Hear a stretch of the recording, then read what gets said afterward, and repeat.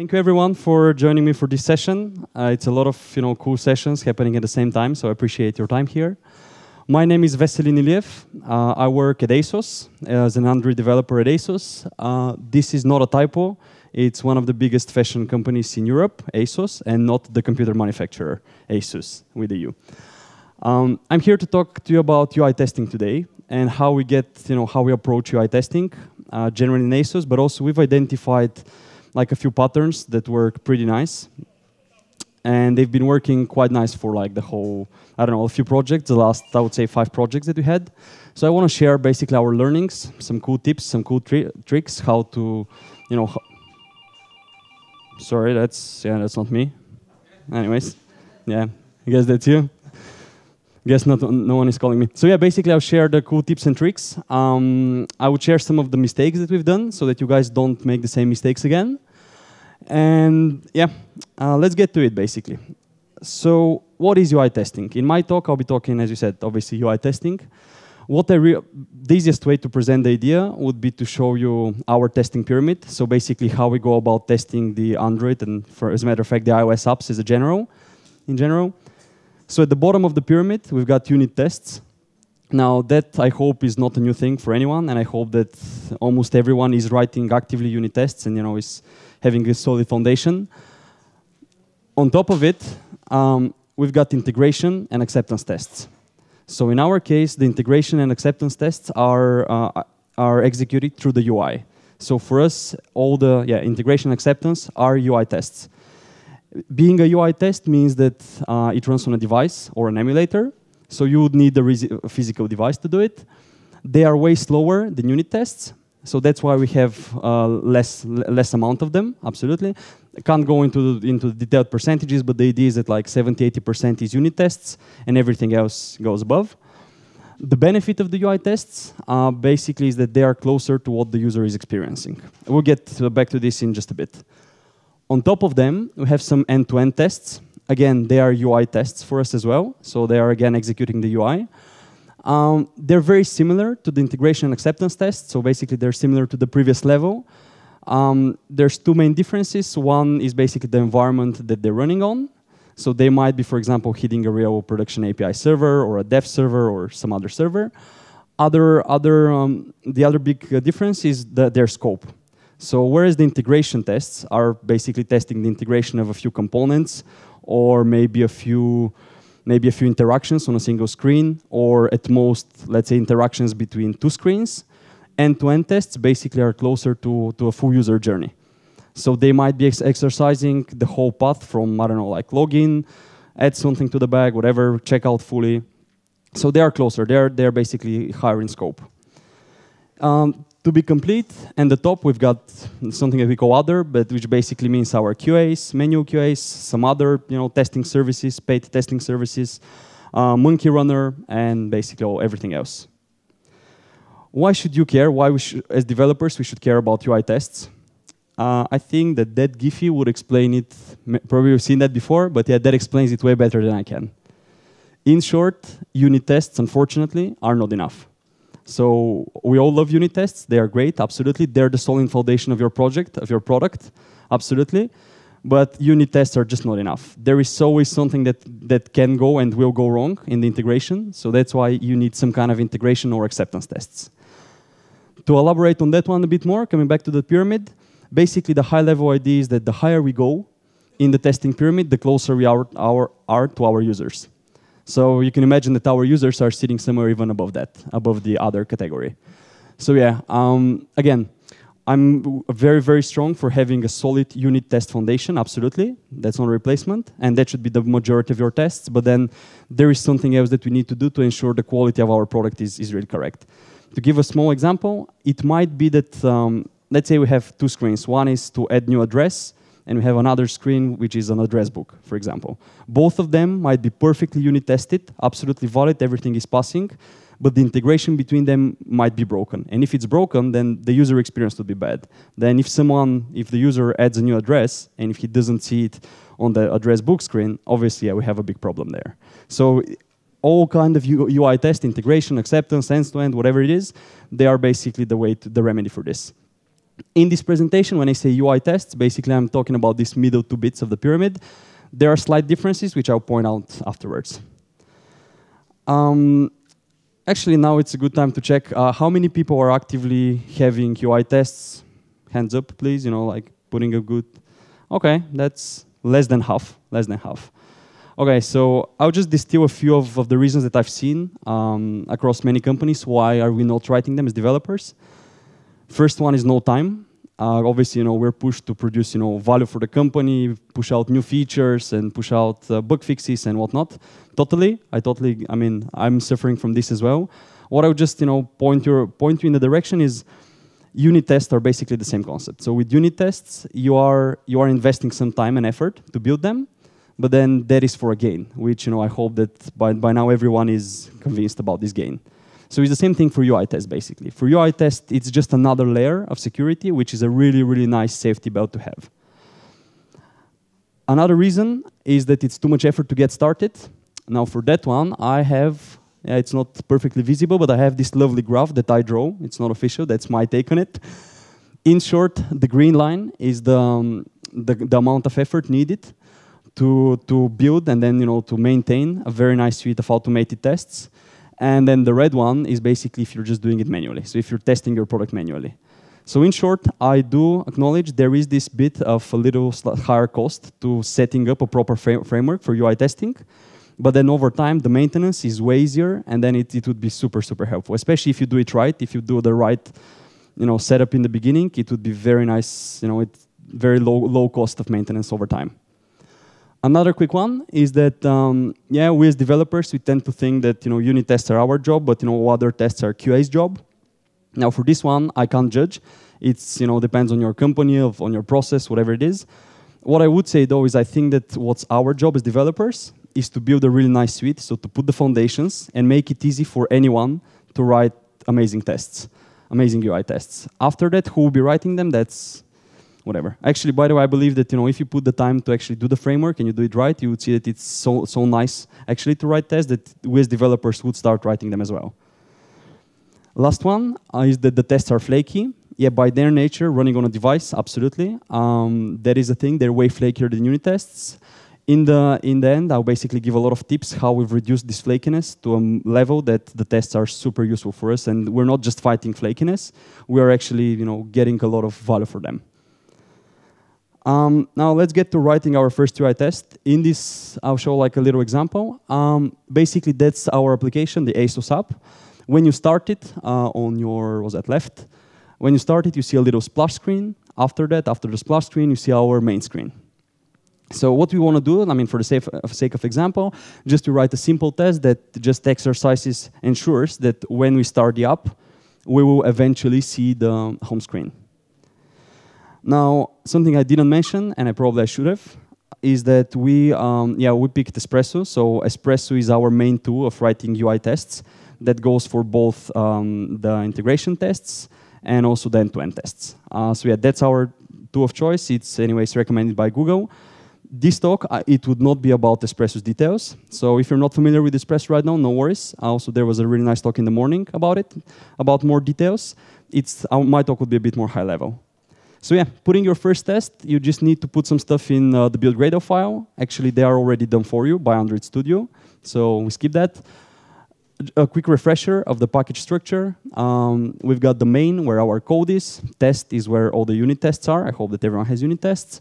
And then Android test is where our UI test would live. Our first test is, again, super simple. Don't get into the details of if you don't understand Espresso, that's Espresso syntax. It's very easy to learn anyways. The first line, the activity test rule, basically starts our application. And then eventually in the line on view, with ID, home screen, view pager, we basically check that our home screen, view pager is displayed, meaning that our application has started. We want to keep it simple as that. Now, if you run this at this moment, unfortunately, it's going to fail. If we just run it like this. Now, there's a bunch of reasons why it would fail at this moment, but to name one, which is a big one, on the left-hand side, in this splash screen, there is work happening there. In our case, we're doing some API calls to our server to initialize the application or do something. So if the server, for example, is down, or if something's right, like we don't have internet on the device, for example, this test would fail, which immediately brings us to basically the big point. The big first point that I want to make is we need to mock our external dependencies. Ideally, we want to test our code, and we don't want to test our server, our dependence. That depends on which level of the pyramid we are. So if we're in the integration/acceptance stage of the testing pyramid, probably we don't want to test our server, we just want to test our code. In short, these tests, the UI tests, in order for us to trust them, they should be very predictable, they should work, they should be in a hermetic environment, isolated environment. And yeah, that thing should ring a bell there. Basically, mocking all the external dependencies to make our code predictable is more or less the same thing that we're doing for unit test. It's just that we're doing it on a slightly different layer, slightly different level. What should we mock? The network layer is definitely something that I believe would help a lot if we mock it. Again, this applies to the integration/acceptance level of the pyramid. For the end-to-end tests, we don't need to mock it. So that step would not apply for the end-to-end tests. But for that one, if we mock it, if we have mocked our network layer, first we'll be able to test how our application behaves, receiving any kind of input from our server, which is great, meaning that we are testing our code nicely. Second, the test would be speed up, would be way faster. And third, we know what's going to happen at any moment, so that's why we are basically reducing flakiness. Another thing to mock that gets overlooked a bit is basically all kind of system resources. So basically everything you get from the system, location data, some sensor data, whatever data it is, connectivity info, whatever it is, ideally that should be mocked. Again, we're coming back to the more control we have, the less flaky the test would be. Yeah, the rule of thumb is everything that we don't control, we should mock it. I'll give a short example of the options that we have for mocking the network layer. Mocking the network layer is, I think, the hardest bit, the hardest one to test, and it's like the trickiest, so that's why I'll show this one. Very briefly, some options. How can we mock the network layer? So now the first option is just using some kind of dependency injection. That again depends on how you're doing dependency injection anyways in your project, but it's basically to use a stub class, use a fake class. Somewhere in your app, you have a point that you're calling a network layer. In this case, I'm assuming that you're using retrofit, but it could be anything. Basically, I'm saying swap the class there for your test in your testing flavor. So you are providing, in our case, we'll be providing, I don't know, for the initialize app network call, we'll be providing some dummy config model, whatever it is. So basically, using dependency injection, we swap the class. Now that works, it's super simple, but then it's not very scalable. So we can do better. Very briefly to mention, if you're using the OK-HTTP stack, meaning retrofit as well, in your application, another option is to use an OK-HTTP interceptor. Very short, an interceptor is, think of it as a gateway through which all the network traffic is going. So all your requests are going through this gateway and all the responses are here. So basically you can shim in here and switch the response. Now, if you're interested in this solution, there's a resource in the end of the presentation. I won't get into details because we can do better than that. One level better is to use a very nice library called OK-Replay by the guys at Airbnb.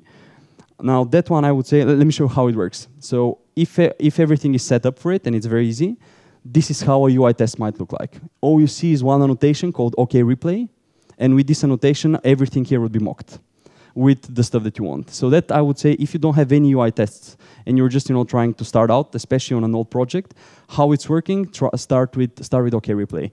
What's doing under the hood? When you run the test for the first time, it would actually hit the real network. So you would be calling your server for the first time, but then also the requests and the responses would be cached by the library itself. Under the hood, by the way, it's using an interceptor. So basically, next time that you run the same test, obviously your app would do the same request, and it would get the response from the cache. That one is super easy to use. So again, for testing the happy parts of your application for a start, that's the easiest one, the easiest way to start. The best way, in my opinion, which would require slightly bit more work, is to package a whole mock web server in the application. What this means is basically that you will fire off an HTTP server in your testing application. Obviously, it would be done with the help of library. Since you need to direct all the traffic from your application to this testing server, and then since you control the server, you can serve whatever response you want. Now there's 3 libraries that, just a very quick mention, how you can do that to start off the server. The first one is done by the guys at Square. It's really awesome, mock web server, super lightweight. The second one, REST mock, it's based on the first one. The mock web server is just adds a little bit more like utility methods, which would help you to to match the request to a response. Last one, WireMock. There is a very nice resource in it. In the again, in the end of the presentation. In short, WireMock is by far the most powerful, but it's not as lightweight. So my recommendation here is just pick one of the first 2. If there is a problem that you can't solve, something that you can't mock, you can't match, then resort to the last one. Very quickly, an example of mock web server. So this is how our test would have to change. It's the same test, but this time we actually mock the stuff. In our activity rule, basically we just use the other constructor that would allow us to not start the activity automatically. We need to define a mock web server and a mock dispatcher. These classes, the first one comes from the library. The second one, we'll get into it in just a bit. Before the test starts, we start our server. And then after the test is executed, we stop the server. The server is lightweight enough so that it can be started and stopped on a per test basis. In our test, we need to instruct, basically now, this is where we're doing the matching. So we're instructing our dispatcher. As you can imagine, the dispatcher is this magical class that would be doing the matching between a request and a response. So we just need to instruct it. We'll come back to how this works in a bit. We start activity, and we have the same verification.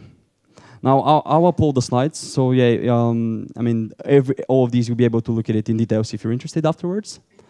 Last thing I need to show you is just the dispatcher. Again, the dispatcher is a class that comes from the library itself. We need to implement just one method, which is called dispatch. As an input of the method, you get the request. The beautiful thing is that, so this is the incoming request. This is the request that our application is trying to make. Now, here is the place to match it to some response. The beautiful thing is that you can match it based on whatever rules you want. So for example, to keep things simple in this example, I'm just matching the request path. But also you can match, the type of the request, the headers, body, whatever you want. Basically, you have the full freedom. Yeah, to keep the examples simple, I'm just doing the simplest matching possible. Right. A quick recap. Don't try to read the code. That's just everything that we had so far. But that feels, I don't know, how do you guys feel? Doesn't it feel like a lot of code for the simplest test that just verifies that we have started the application? Now, if you feel like me, I totally agree, that's not scalable. If you continue with this path, that's way too much effort just to get the most simple test there. So we can do better. One of the issues here is that this code is not clean, if you think about it. There's a lot of stuff going on, different responsibilities happening in the same class. Basically, we need to clean it up a bit. How we do that? The best way is just to ask ourselves, what are we testing versus how are we testing it? So these questions should be asked, generally when coding we should be, we should asking these questions, but also especially in UI tests. What are we testing? In our case is, I think, just the method name. So we're testing that we'll open the main app screen. How are we testing it? Is pretty much everything else, which is we have a server, dispatcher, whatever it is, all the other stuff. So if we try to express some behavior in these UI tests, we would see that the test would be way, way, way cleaner. So now here, I want to stress out on this point, which is to create our own DSL, standing for domain-specific language. In other words, this means express behavior in the tests and expressed in a language that's specific for your application. So if your application is about fitness, in your test here, there should be stuff about workouts, fitness, calories, and whatnot. You should build a language that would help you out. To give you an example very quickly, how you can do that, the easiest way is just to create some classes. So in our case, that is exactly the same test that we had before. It's just written in a more behavioral way.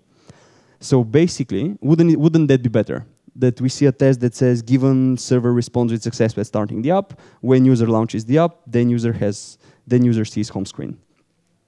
So basically, it's the same test, it's just expressed in a more behavioral way. All these objects, given, when, then, server, uses, and whatnot, all of this is just objects. It's nothing. It's just a class that has been named with a nice name. All the methods they're a bit more isolated. So yeah, unfortunately, all the code that we wrote before, it's not gone. We still have it. It's just that now it's chopped into smaller classes, isolated classes, which helps encapsulation. We're following the single responsibility principle and whatnot. Another benefit here, if you think about it, if, for example, now the requirement change and we need to make 3 API calls when the application starts, obviously we need to change only one method in our tests, which is response with success, blah blah blah, which is really cool. If we change how our application looks, like the design, and it's no longer a view pager on the home screen, then we change just one method, which is the home screen, the implementation of basically the last method. So yeah, I would say that is, if you're gonna take out just one thing from this presentation, it should be this one. In some way, there's other ways to build the DSL, but definitely build the DSL. That is the way that you can scale up a UI testing suite. By far, that's the easiest way. Another few very quick shout-outs. There's a link here to Square's robot pattern, where a great talk by Jake Wharton. He's basically expanding a bit more on the what versus how, and he's giving another solution for creating this DSL. Another one from the guys at Nuvoda about the page object. It goes pretty much into details how you're gonna actually implement it. All these links, they would be in the end of the presentation. Little shout out. There's a nice library called Shazam. So by Shazam called Gwen. If you decide to go with building your own syntax with your these classes, that would just help you out a bit to reduce the boilerplate. Nice. With this, all you need to do is build the suite. That's pretty cool. I know it sounds way easier now, but yeah, let me just first give you, the benefit of it. Now, don't read into the details here. I got like one random test, the ones that we had in our application.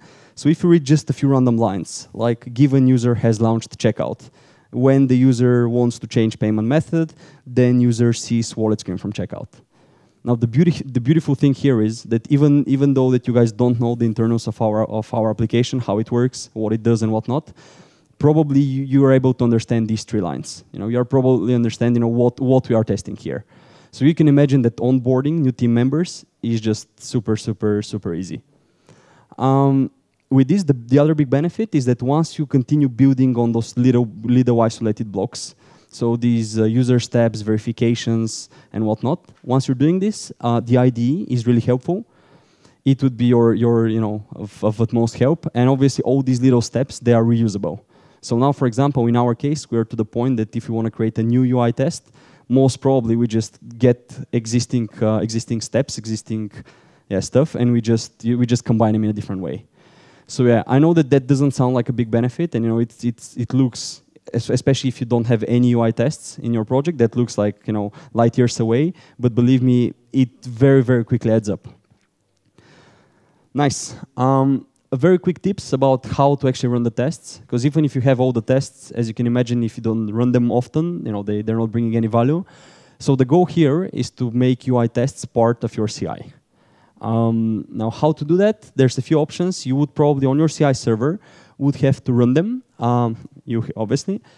One option is I just want to expand on the Android JUnit runner. That's a class that comes from the system automatically. Basically, when you run your test from command line, that guy is doing the work under the hood. It has a lot of options, so check its documentation. You can specify just a subset of the test to be run, which is quite nice. But also the big win that gets overlooked is sharding a test run. Now that here is the key to put your tests as part of a CI, to introduce them as part of a CI. What sharding means, in short, is that imagine you have 100 tests, suite of 100 tests, and you have 5 devices. With sharding, you'll be able to run 20 tests, 20 different tests on each device, thus reducing the amount of time needed to run the whole suite like quite a bit. You can imagine if you put 10 devices, it's even faster. So yeah, thanks to this thing, we can use it as part of our CI.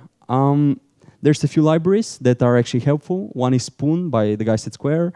In short, it's solving a slightly different problem. It gives you, nicer results, some videos, some screenshots, whatnot.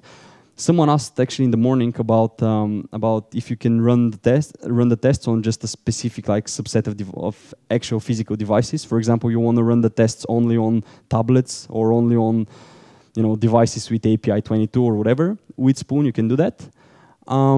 Basically, you see what Spoon is doing is allows you to run the whole suite, so one suite, across multiple different devices. That's really useful before release, basically when you want to check that everything is fine on 10 different devices. Another one that I really recommend is Fork. There is no knives coming, that's fine. Fork is by the guys at Shazam. What it's doing is that basically Fork is the easiest way to introduce the sharding of your devices. By default, you just put Fork in your application, and automatically all the tests would be sharded across all the devices that you have. For example, here you see that's one of our test runs. It's a single line. By the way, that little thing that you see is highlighted represents one test, just to show you the scale. So yeah, we've got like 600-700 right now. Anyways, so Fork, it works very good with CI, so I highly recommend it. Very quick shout out. Oh, sorry. One thing that I did not clarify was, so basically our recommendation is, what we've seen with practice is that the best way to run the tests as part of a CI is to have your own little mini device farm, which means get a Mac Mini, put like 5-10 devices on it, and run the test locally. So this is for a CI perspective. For like a nightly build perspective, we do recommend make use of all the cloud services available. So yeah, there are Firebase, Test Lab, Xamarin, whatever it is, like Bitbar, like there's so many of them. Their big benefit is that they give you access to pretty much every device out there, which is great. So yeah, that thing makes them perfect for a CI. For a nightly build. So only for a nightly build when we don't care of how long it's gonna take to run this whole suite. They don't support sharding, that's the reason for it. Yeah, last time I checked, none of them was supporting it, so. There's a few more advanced things that you can do, like run locally with cloud devices or to custom rule sharding. I won't get into the details here. There's some very nice links about these in the end. If you're interested, yeah, you can, or you can ask me as a question afterwards. We can drill down into these a little bit more advanced solutions. With that, I wanted to talk a bit about the common sources of flakiness that we've seen. So that one here essentially is all the most problems that come with espresso testing that scare people off and make the test flaky and are annoying for us developers. That's not an exhaustive list, but it's a good start. If you check these marks, you would see that the flakiness would be reduced quite significantly. First one is animations. So in the morning, it was in the morning talk that was pretty nice about how to really disable animations. But yeah, in short, animations and espresso, they don't work together. Yeah, that's like the simple solution. There is a library by the guys at LinkedIn called Test Butler. Test Butler is pretty cool. It would basically disable animations for you as part of your tests, or if they can't be disabled, it would just fail the test straight away. That would save you time, basically, because if animations are on, your test would fail anyways. Second one is, that one applies only for CI. So one thing that I should have put here is that no emulators. In our experience, even though it's very convenient, running QI tests on emulators is extremely painful. There's always something that, emulator freezes, something goes wrong and whatnot. So the top tip is, for a CI perspective, so when running locally in your mini device farm, do it with real devices, no emulators. Also, if you can do it with exactly the same device, let's say 5 of exactly the same type, the more they are the same, the better for you and the less flakiness. So try to keep the same version, the same updates, everything should be the same as much as possible. Again, that's for CI. In the nightly build, with any of the cloud solutions, you would anyways run the tests on any device you wish.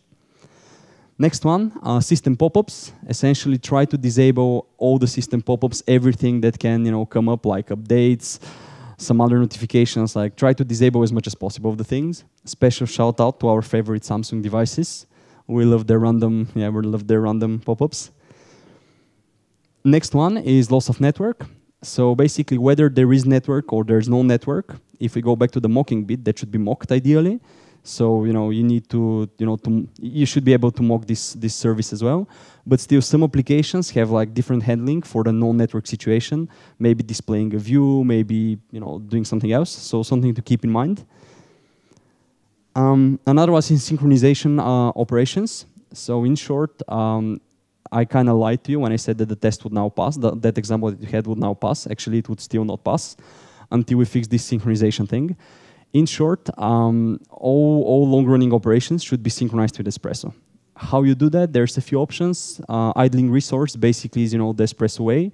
I would leave it to you guys to discover it. But a short, shorthanded I can give you is if you're using RxJava by any chance for a library, it's very popular now, you can just check one of these links. It shows you two different solutions of making the synchronization.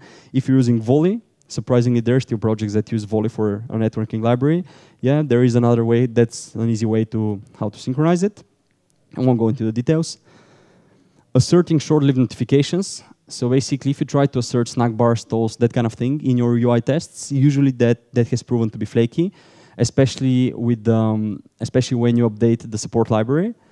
So our tip here, like what we've done here is, what we've done as a solution is to create kind of a collector that basically would collect all these events. So when you're issuing a toast, that collector would register. So in your UI test, you would verify not the actual view with the text. So you're kind of cheating, but we haven't had any problems with it.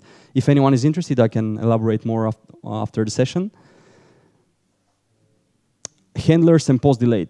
Now, that's my favorite one. So you would expect that because the handler is an Android class, so you would expect that by default, Android Espresso is synchronizing with it. So if you're using a post-delayed operation with some delay, that would be synchronized. Unfortunately, that's not the case. Basically, if the delay is more than 15 milliseconds, you would see that basically Espresso thinks it's idle, and it would fail your test. So in short, how to fix that? First, don't use post-delayed if possible. If you are still using it, for us, we just use dependency injection, and we basically change the delay for our tests to be way shorter. Next one is having a loading progress bar. Now that's back to basics, but basically when you have a loading progress bar somewhere on the screen, whatever you do, Espresso thinks that the screen, there's some work going on. That's a bit annoying for situations that, for example, you want to test something at the top of the screen. Sorry, you have a loading spinner just like at the top of the screen, but you want to test the other bit, which as a user you would be able to. Now that's very tricky. You can't really do it with Espresso. There is a way. I mean, there's only hacky ways around it, but yeah, I've linked one there if anyone is interested. Yeah, last one there is click versus long click. So what we've seen is that sometimes we issue a command to Espresso. Basically, we say click this view, but actually, for some reason, Espresso is issuing a long click. So if you have different behaviors for click and a long click, that might be an issue. For our CI devices, how we've seen that, how we've solved that is there's an accessibility option in the accessibility options, not the developer options, to basically require a bit more time for a long click to be issued. Nice. So again, that's not an exhaustive list. You would still have some issues with flakiness, but still it would be way manageable. A very quick shout out about some scaling issues, because again, right now we're in the ballpark of like 600, 650 UI tests, and we are seeing these. Running time is still an issue. So you might maybe consider, even with the sharding, even with 10, 15 devices, running time is still a problem for a CI perspective. You can adapt your process a bit, which is fine, but then also, yeah, just to keep in mind, maybe it's a good idea to start now. That's what we're doing, chopping our suite, so not running the whole suite as part of a CI, but maybe just a small subset of tests. Another one is flakiness. Yeah, that's just to say that, again, you need to be aware there would always be some kind of flakiness. Again, the trick, you can't eliminate it. It's the nature that you are working on a real device that, I don't know, might overheat, might blow up, something might happen. But also, yeah, just it's about reducing it to an amount that, it's beneficial. You still see the benefit of the tests.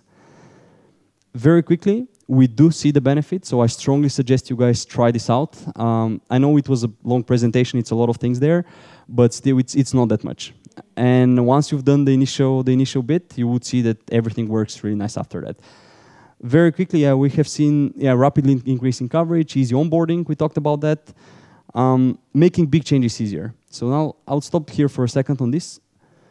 The bit is that with this other safety net, you have the safety net of unit tests. Now you have another bigger safety net that actually is closer to what the user is seeing of UI tests. With this one, the confidence of your code is increasing times. To give you an example, in our case, there was a recent change. We updated from RxJava 1 to RxJava 2. So yeah, that's a library. It basically, yeah, you don't need to know the details, but that's a library that's heavily integrated in our application. There were a lot of breaking changes, and still we manage to do the update with just one single huge commit. We do it one-off, like one huge commit that touch pretty much every file of the app. You can imagine that's super risky generally, but because we had the safety of all the tests here, it was fine for us, and everything just worked. Yeah, with that, yeah, thank you. I think that was it. Happy testing. Before we get to questions, yeah, just to say, I know it was a lot of info here. I would upload the slides, that's first. There's a couple of more slides after that, which is just references of like a lot of useful talks, blog posts, and whatnot with useful resources. So I'll upload these. Yeah, just questions? I wanted to ask about flakiness. What do you think is acceptable rate of false alarms when you run, I don't know, hundreds of times in month, the test suite, and what percentage would be acceptable for you? Yes, so one thing I didn't mention is that if you're using Fork actually has a nice little addition. So if you use that library to run the test, it has an addition of a flakiness monitor with which you'll be able to measure first the flakiness and also which specific tests are flaky. I would say that I wouldn't go with a number like 5%, 1%, it doesn't really matter. I mean, it's just, it must be low enough that the developers, so we, are not, irritated by all the things. In our case, I would say we have, I don't know, out of the 600 tests, I would say like every 5 runs, we have one test that's failing due to flakiness reasons. But still, that's, low enough for us to, to be happy with it. And also the benefit we've seen and way overcomes, that flakiness. Thank you for your talk. How much time do you spend for all your UI tests? What do you mean, to run them or to write them? To run them. To write them? No. How long build time with all UI tests? Yes. So we on our CI usually we run it on 10 devices. So we're sharding across 10 devices. So a full build with all the like unit tests and then all the static analysis tools and the UI tests would take around like 25 minutes, I would say, 25, 27 minutes, which is a lot, and that's why we had to adapt our process a bit. So we're not running the UI tests on every single commit. We are running them a bit less, but still, yeah, we've seen it very positive. Hi, thank you for the talk. What's your solution when you have to go out of your application context, for example, for a camera or a gallery on Android interaction? Yes, so for these ones, you can use the UI Automator. So we need to use a little bit of mix and matching between Espresso and UI Automator. That would work. To be honest, we basically, how do I put it? We shim it in, we don't test the full flow at a UI level. Like that's one of the little things that we test, manually. But we'll test all the way up until that we are firing a camera intent, which you can capture with Espresso, and then also we basically check what happened afterwards. Like with putting a little bit of test code. Just go over the camera intent. Sorry? You can proceed the flow after the click on the camera, on take the click and after go. Yeah, that one we don't do in a full suite. You can. I think you can do it with UI Automator, to be honest. You can, because UI Automator would allow you to run, basically to touch other applications, not only yours, but other applications as well. The thing is, yeah, for us, we have only one place that we're doing it. Otherwise, we try not to do it. But you can do it if you want with mixing and matching of Espresso and UI Automator. Hi, thank you for a great talk.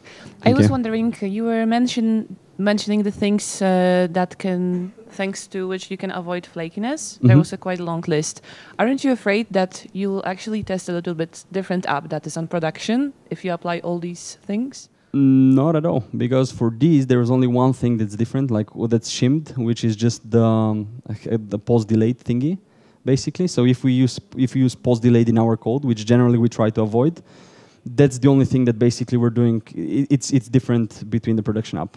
All the other things are just settings that the user might do anyways.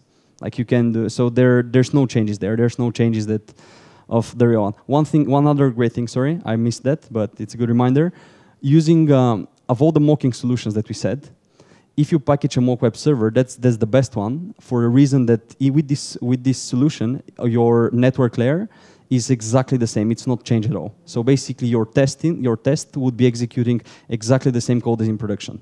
If you do the swapping, or if you do the interceptor solutions or something else, there is always, the code that you're testing is even slightly different. with packaging a mock web server, that's the beauty of it, it's exercising the full network stack. So you are testing exactly the code that runs on clients' devices. And second question, how do you deal with the issue that you are using actually the stopped requests, right? So stop responses. So how do you check if your responses are up to date? Yes, that's a good point. So for that one, we have the last thing in the pyramid, which is the end-to-end tests. So we have a very tiny suite, basically, of just the most important user journeys. With them, that mocking bit that I was talking about does not apply. The other bit for the DSL applies. So our end-to-end tests are still written in a nice given when-then fashion, behavioral fashion. But yeah, they are exercising the real server. So we were very careful to run them very rarely, pre-release or something else, to see that if something has happened. That would be caught by these tests, by the end-to-end tests. Thank you. Lovely. I can ask, have you already tried Orchestrator? Is it work for you? Yes, so the orchestrator is solving a different issue, actually. Basically, what the orchestrator is doing, the new thing is, if let's say you have a suite of 10 tests, if the second test fails, if you just run them with Android JUnit runner, that might cause an issue for all the other remaining 8 tests. So they would not be executed. In our case, we're using fork. So basically, we're not using the standard, connected Android check. Thus, we don't need it. Basically, our runner, we're not directly using the Android JUnit runner. We are using a custom runner by fork. And that one, it just didn't have this problem at all. Like with fork, you don't have this problem. If you are running just Android JUnit runner, yes, the orchestrator, I've tried with it. Just for the sake of the experiment, it does work nicely. So it would basically, with orchestrator, every test is completely isolated. Even if it crashes, if your crashes, the other ones would still continue to run. But again, it's solving a different issue. For us, fork was just way easier. Any other questions? Guess not. Okay, Lovely. thank you. Right on time. Thank you guys. very much.